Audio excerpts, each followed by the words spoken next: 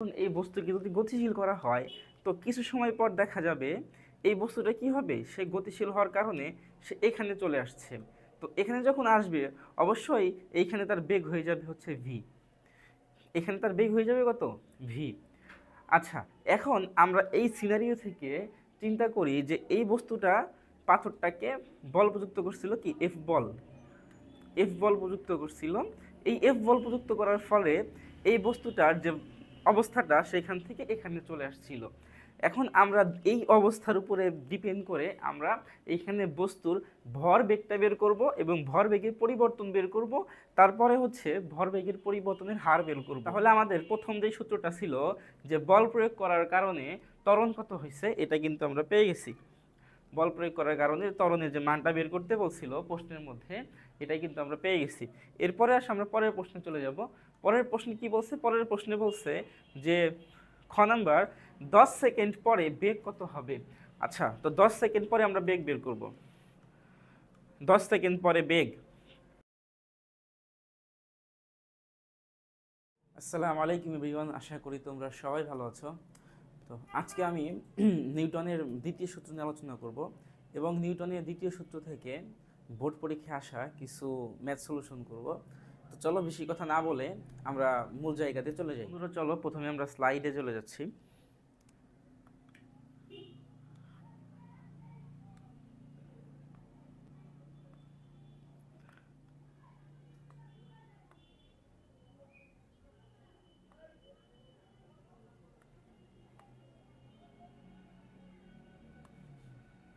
ওকে, আমরা একটু বড় করে নিই।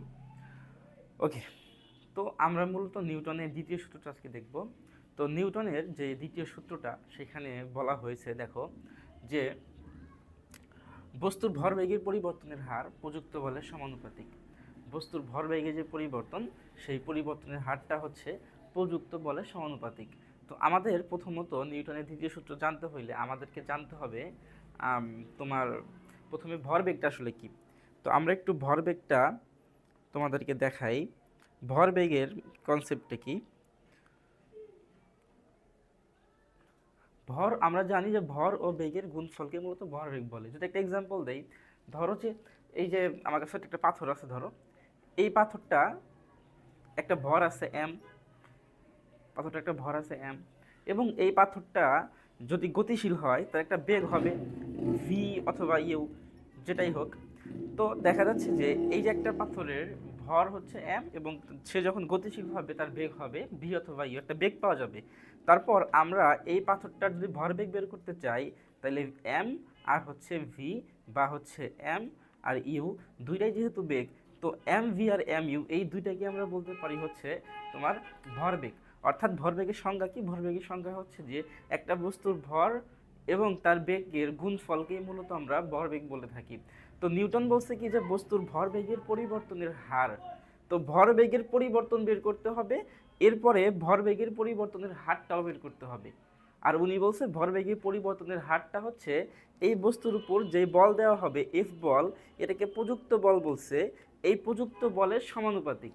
তাহলে আমরা একটা একটা করে শেষ করি। প্রথমত আমরা এই বস্তুটার ভর আর বেগটা চিন্তা করি। এই বস্তুটার ভর এবং বেগ এটা আমরা আগে বের করে ফেলি।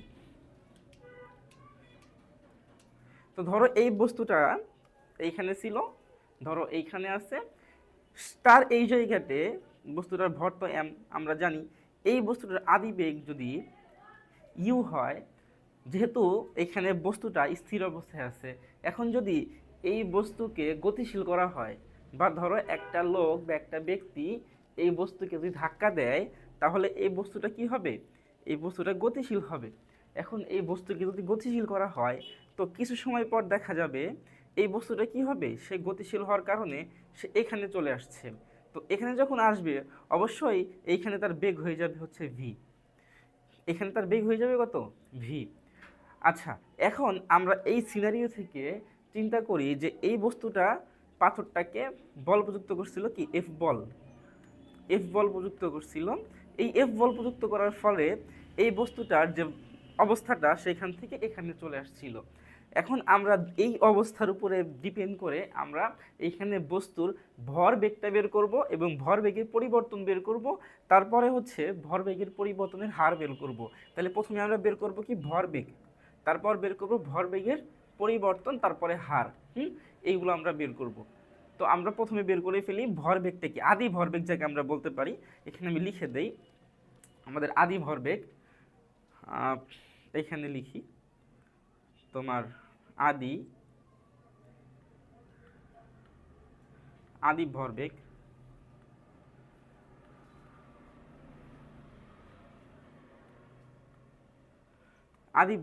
আদি ভরবেগ কত হবে দেখো, আদি ভরবেগ হচ্ছে যখন এই বস্তুটা স্থির ছিল, যখন তাকে ফোর্স দেওয়া হয় নাই তখন।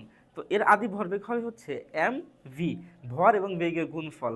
আমি লিখতে পারি আদি ভরবেগ হচ্ছে এম ইউ। হ্যাঁ, এম ইউ হচ্ছে আদি ভরবেগ, কারণ ইউ হচ্ছে তার আদি বেগ। তারপরে আসো আমরা শেষ ভরবেগ দেখি, এই বস্তুটা শেষ ভরবেগ কি হবে। শেষ ভরবেগ কি হবে,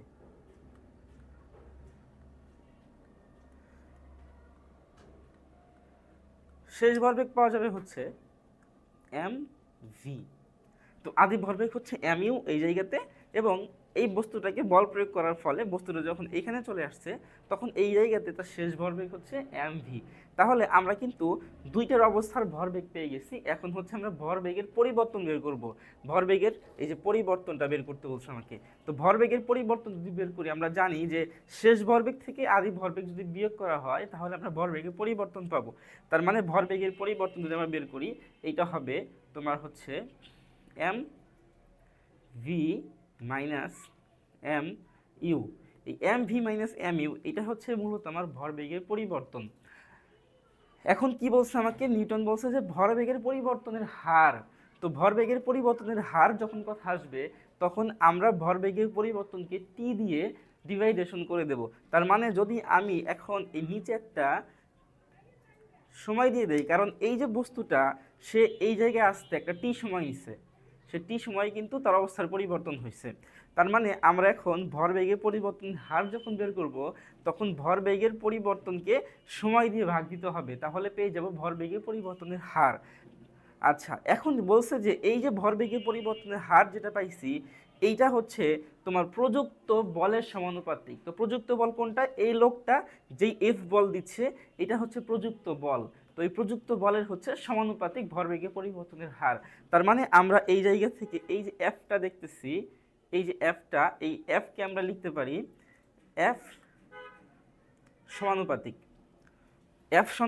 M v minus m u divided by t. এইটা হচ্ছে মূলত তোমার নিউটনের দ্বিতীয় সূত্রের তোমার কি বলে ইকুয়েশন বা সমীকরণ।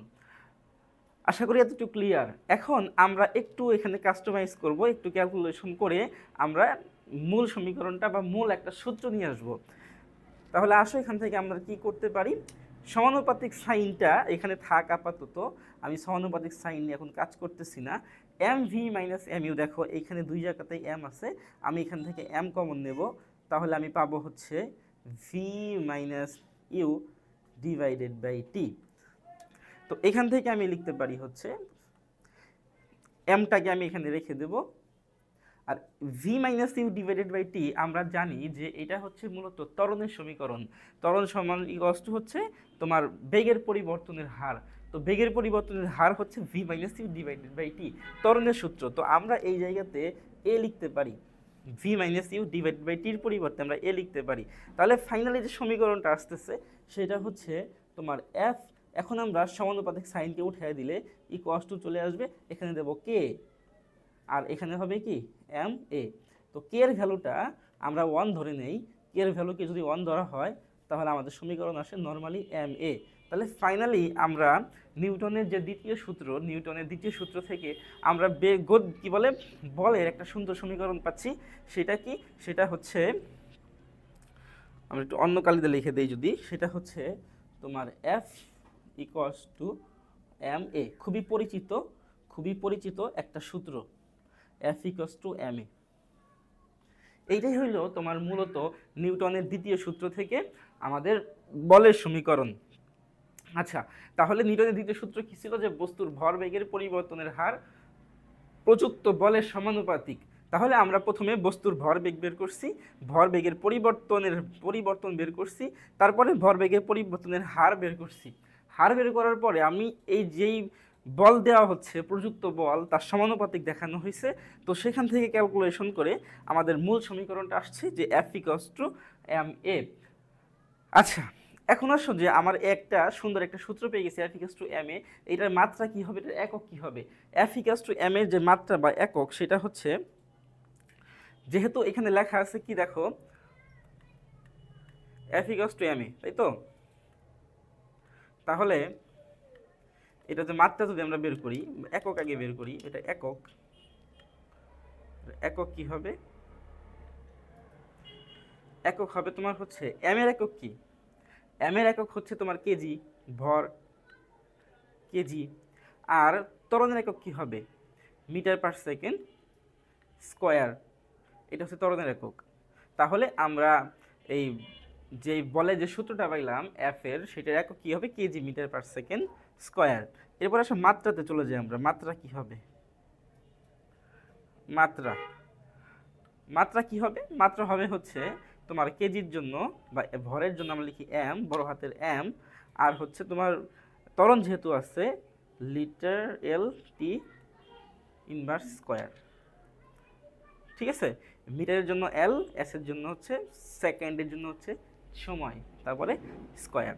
তো এই হলো মোটামুটি আমার নিউটনের দ্বিতীয় সূত্রের গাণিতিক বা বলতে পারে একটা সমীকরণের একটা রূপ। আচ্ছা, এখন আসো আমরা এই নিউটনের দ্বিতীয় সূত্রর যেই সমীকরণটা পড়লাম, এইটার উপরে বেস করে আমাদের পরীক্ষাতে কী ধরনের ম্যাথ আসে এইটা আমরা সলিউশন করব। তো আমরা এগুলো সরাই ফেলাই, কোনো কিছু রাখবো না, আমরা সরাই ফেলবো। এই সূত্র এখানে থাক, সূত্র যখন লাগবে আমি নিয়ে নেব। এগুলা যখন আমার লাগবে আমি নিয়ে নেব, পাশে রেখে দেই।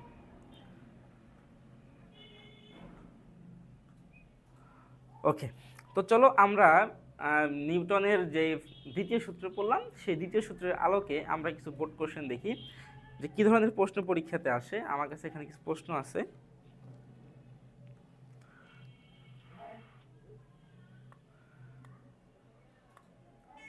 ওকে, দেখো প্রশ্ন পেয়ে গেছি। প্রশ্নটা আমরা একটু এই জায়গায় রেখে দেই।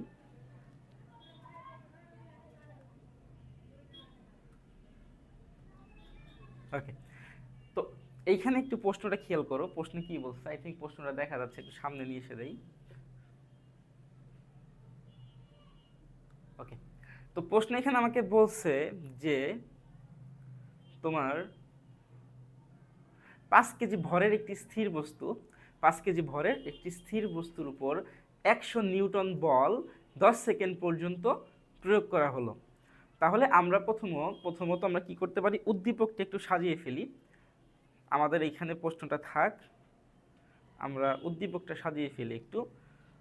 ধরো এই যে এইটাই আমার 5 কেজি ভরের ছোট্ট একটা পাথর, আমি চিন্তা করতে পারি এই 5 কেজি ভরের পাথরকে এই লোকটাই, যে লোকটা একটু আগে ধাক্কা দিচ্ছিল নিউটনের দ্বিতীয় সূত্রে, সেই লোকটাই কি করছে? সেই লোকটা এভাবে ধাক্কা দিচ্ছে। একটু ছোট করে নিই, যেহেতু পাথরটাকে ছোট করা হয়েছে, সে ধাক্কা দিচ্ছে। তার মানে আমরা এখানে কি পাচ্ছি? আমরা এখানে পাচ্ছি যে পাথরের ভরটা হচ্ছে 5 কেজি। পাথরের ভর হচ্ছে আমার 5 কেজি। 5 কেজি ভরের একটা পাথর, এম পেয়ে গেছি। এরপর কি বলছে? 5 কেজি ভরের একটি পাথর স্থির অবস্থা থেকে তোমার, তার মানে আদিবেগ আমি পেয়ে গেছি। এইটার আদিবেগটা যদি বলি ইউ, এটা সমান সমান হচ্ছে 0। আদিবেগ স্থির অবস্থা থেকে তোমার বস্তুর উপর 10 না, হ্যাঁ 100 নিউটন বল প্রযুক্ত করা হয়েছে। তাহলে এই ব্যক্তিটা যে বল দিচ্ছে, এটা আমরা বলতে পারি হচ্ছে 100 নিউটন বল দিচ্ছে। 100 নিউটন বল প্রযুক্ত করতেছে পাথরটার উপরে। এরপর বলছে যে এবং এই 100 নিউটন বল যে সে প্রযুক্ত করতেছে, এটা হচ্ছে 10 সেকেন্ড ধরে। তার মানে সে এইখান থেকে ধরো এই পর্যন্ত একটা দূরত্ব, সে 10 সেকেন্ড পর্যন্ত সে বলটা প্রযুক্ত করে পাথরটাকে ধরো এই জায়গাতে নিয়ে আসছে। তো এই পর্যন্ত তোমার এফ যেটা, এটা ছিল হচ্ছে তোমার 100 নিউটন। 100 নিউটন বল সে 10 সেকেন্ড ধরে প্রযুক্ত করছে। আচ্ছা, আর কি এই তো এখন মোটামুটি আমরা প্রশ্নে চলে যাব। এই উদ্দীপক আমার প্রশ্নের মধ্যে প্রথমেই বলছে যে আমাকে প্রথম প্রশ্ন যেটা বলছে বল প্রয়োগ করার কারণে ত্বরণ কত হবে। তো বল প্রয়োগ করার কারণে ত্বরণ কত হবে এইটা আমরা এখন বের করব। আচ্ছা, তো ত্বরণ বের করতে হইলে আমাদের ফর্মুলা কি, আমরা জানি আমাদের ফর্মুলা হচ্ছে, কোথায় করবো, এখানেই করে দেই, এফ ইকুয়ালস টু হচ্ছে এম এ, এটা হচ্ছে ফর্মুলা। তো আমাদেরকে মূলত এটাকে বের করতে হবে। যদি এটাকে আমরা বের করি তাহলে পাবো হচ্ছে a equals to f divided by m, a equals to f divided by m. আচ্ছা, এখন দেখো তোমার এফ আছে কি না, এফ কিন্তু বলা আছে 100 নিউটন, তাইলে আমি এখানে লিখে দিতে পারি এটা হচ্ছে আমার 100 নিউটন আমার এফ। আর ত্বরণ বলা আছে, দেখো ত্বরণ কি এখানে বলা আছে, ত্বরণ না, এখানে কিন্তু ত্বরণ তো লাগবে না, ত্বরণ তো বের করতে হবে, সরি। এম দেখো বলা আছে 5 কেজি, এটা হচ্ছে আমার 5 কেজি। তাহলে আমি ফাইনালি অ্যান্সার পাচ্ছি হচ্ছে কত, 5×100 মানে হচ্ছে 20 মিটার পার সেকেন্ড স্কোয়ার। এটা হচ্ছে আমাদের answer, 20 metre per second square. তাহলে আমাদের প্রথম যে সূত্রটা ছিল যে বল প্রয়োগ করার কারণে ত্বরণ কত হয়েছে, এটা কিন্তু আমরা পেয়ে গেছি। বল প্রয়োগ করার কারণে ত্বরণের যে মানটা বের করতে বলছিল প্রশ্নের মধ্যে, এটাই কিন্তু আমরা পেয়ে গেছি। এরপরে আসলে আমরা পরের প্রশ্নে চলে যাব। পরের প্রশ্নে কি বলছে, পরের প্রশ্নে বলছে যে খ নাম্বার 10 সেকেন্ড পরে বেগ কত হবে। আচ্ছা, তো 10 সেকেন্ড পরে আমরা বেগ বের করব, 10 সেকেন্ড পরে বেগ। ওকে, তো খেয়াল করো এইখানে 10 সেকেন্ড পর্যন্তই কিন্তু বস্তুটা তোমার বল প্রযুক্ত করছিল, তাহলে আমরা এখান থেকে 10 সেকেন্ড পরে বেগ বের করতে পারি। সূত্র কি হবে, সূত্র হবে হচ্ছে v equals to u plus a t, এই সূত্র দিয়ে আমরা করতে পারি। তো এইখানে দেখো ভির ভ্যালু কত ছিল,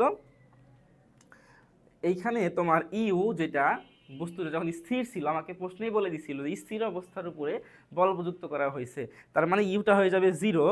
এ টি এর ভ্যালু আমরা লিখতে পারি হচ্ছে, এখান থেকে পাইছি মাত্র 20, এর ভ্যালু পাইছি 20। আর টি যেটা আছে, টির ভ্যালুটা কত, টির ভ্যালু হচ্ছে আমাকে বলছে 10 সেকেন্ডে, তার মানে এটা হবে 10।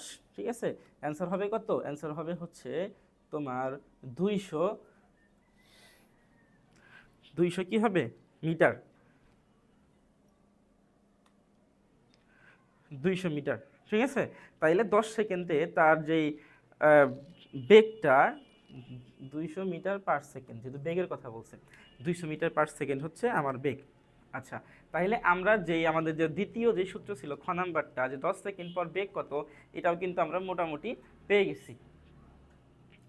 এখন আসো আমরা পরেরটাই চলে যেতে পারি। পরে আমাকে গতে বলছে কি, গতে বলছে যে 20 সেকেন্ড পরে বেগ কত।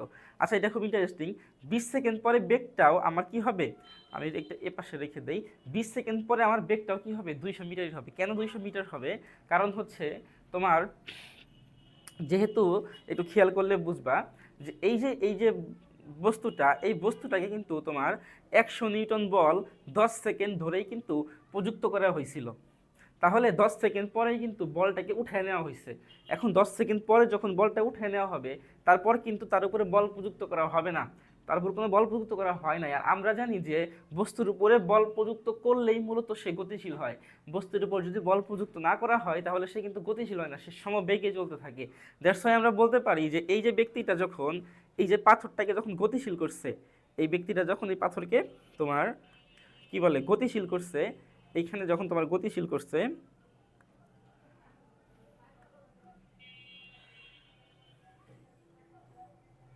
এইভাবে যখন গতিশীল করছে, যখন পাথরটা এখানে আসছে, আচ্ছা যখন গতিশীল করছে পাথরটা যখন ওখানে চলে গেছে, এরপরে কিন্তু তার উপর থেকে বল সরায় ফেলা হয়েছে। যখন বল সরানো হয়েছে তখন কিন্তু পরবর্তী যে পথটা যখন পাথর গেছে, পরবর্তী পথ, পাথরটা যখন পরবর্তী পথ গেছে, তখন কিন্তু তাকে কি করা হয় নাই, তখন কিন্তু তোমার তাকে আর, আচ্ছা তো পরবর্তী পথ যখন পাথরটা গেছে তখন কিন্তু সমবেগে গেছে। কেন সমবেগে গেছে, কারণ হচ্ছে যে বলটাকে উঠে নেওয়া হয়েছে। তার মানে আমাদের যে পরের যে প্রশ্নটা ছিল যে তোমার 20 সেকেন্ড পরে বেগ কত হবে? 20 সেকেন্ড পরে বেগ হচ্ছে 10 সেকেন্ড পরে যে বেগটা থাকবে সেই বেগটাই 20 সেকেন্ড পরেও থাকবে, কারণ 10 সেকেন্ড পরে বস্তু থেকে বলটা উঠে নেওয়া হয়েছে, পরবর্তীতে পাথরটা সম বেগে চলতে থাকছে। তার মানে 10 সেকেন্ড পরে যেই বেগ ওইটা কিন্তু তোমার বহাল থাকবে এবং ওই বেগেই সে সমবেগে চলতে থাকবে। এখন আমাদের কথা হচ্ছে 10 সেকেন্ড পরে বেগ কত ছিল? 10 সেকেন্ড পরে দেখো বেগ ছিল হচ্ছে তোমার 200 মিটার পার সেকেন্ড। তার মানে আমরা বলতে পারি যে এই গ নাম্বার যে প্রশ্নটা 20 সেকেন্ড পরে বেগ কত হবে, 20 সেকেন্ড পরে বেগটাও কিন্তু মূলত আমার 200 মিটার পার সেকেন্ডই হবে, এর কোনো পরিবর্তন হবে না। আসলে এই জিনিসটা ক্লিয়ার তোমাদের কাছে? আচ্ছা, এখন আসো আমরা ঘ নাম্বারে চলে যাব। ঘ নাম্বারে কি বলছে? ঘ নাম্বারে বলছে 20 সেকেন্ড সময়ে অতিক্রান্ত দূরত্ব কত? 20 সেকেন্ড সময়ে অতিক্রান্ত দূরত্ব আমাকে বের করতে বলছে। তাহলে 20 সেকেন্ড সময়ে অতিক্রান্ত দূরত্ব বের করতে হবে। তাহলে আমি এখানে একটা জিনিস চিন্তা করি যে ধরো পাথরটা যখন এই জায়গাতে ছিল, পাথরটা তোমার ধরো যখন এই জায়গাতে ছিল তখন এইটা ছিল তোমার হচ্ছে 10 সেকেন্ড, আর পাথরটা যখন এইখান থেকে ধরো একটু এই পর্যন্ত চলে যাচ্ছে, তো এইটা হচ্ছে আমার ধরো 20 সেকেন্ড, এটা হচ্ছে আমার 20 সেকেন্ড। তাহলে আমাকে মূলত কি করতে হবে? আমাকে মূলত হচ্ছে এই যে এই পর্যন্ত পাথরটার অতিক্রান্ত দূরত্ব আর এইখান থেকে শুরু করে তোমার এই পর্যন্ত যে অতিক্রান্ত দূরত্ব এটা বের করতে হবে। তাহলে এইখান থেকে এই পর্যন্ত হচ্ছে আমার নর্মালি কত? 20 সেকেন্ড, আর এই পর্যন্ত হচ্ছে আমার 10 সেকেন্ড। তাহলে আমাকে বলছে যে 20 সেকেন্ডে অতিক্রান্ত দূরত্ব বের করো। তো 20 সেকেন্ডে অতিক্রান্ত দূরত্ব বের করতে হলে আমরা প্রথমে বের করবো 10 সেকেন্ডে অতিক্রান্ত দূরত্ব। তো চলো আমরা 10 সেকেন্ডে বের করে ফেলি। 10 সেকেন্ডে অতিক্রান্ত দূরত্ব হচ্ছে আমরা জানি সূত্রটা s = s1 ধরলাম, এটা আমি ut plus half a T square, এটা হচ্ছে সূত্র। তাহলে দেখো 10 সেকেন্ডে অতিক্রান্ত দূরত্ব, 10 সেকেন্ডে ইউ ছিল হচ্ছে 0, তাইলে আমরা টোটালটা হয়ে যাবে 0 প্লাস হচ্ছে তোমার হাফ, এর ভ্যালু কত? এর ভ্যালু হচ্ছে 5, আমরা বের করছিলাম কম মার্কসের জন্য প্রথমেই, এর ভ্যালু 5 না 20 বের করছিলাম, এর ভ্যালু 20 বের করছিলাম, তো 20 লিখে দেই। এটা হচ্ছে 20 আর 10 সেকেন্ড অতিক্রান্ত দূরত্ব 10 স্কোয়ার। তো এটাকে ক্যালকুলেশন করলে আমরা ভ্যালু পাবো হচ্ছে তোমার প্রায় 1000 মিটার। 1000 মিটার হচ্ছে আমাদের 10 সেকেন্ডে। তার মানে আমি বলতে পারি এখান থেকে এই পর্যন্ত যে দূরত্ব এটা হচ্ছে তোমার 1000 মিটার।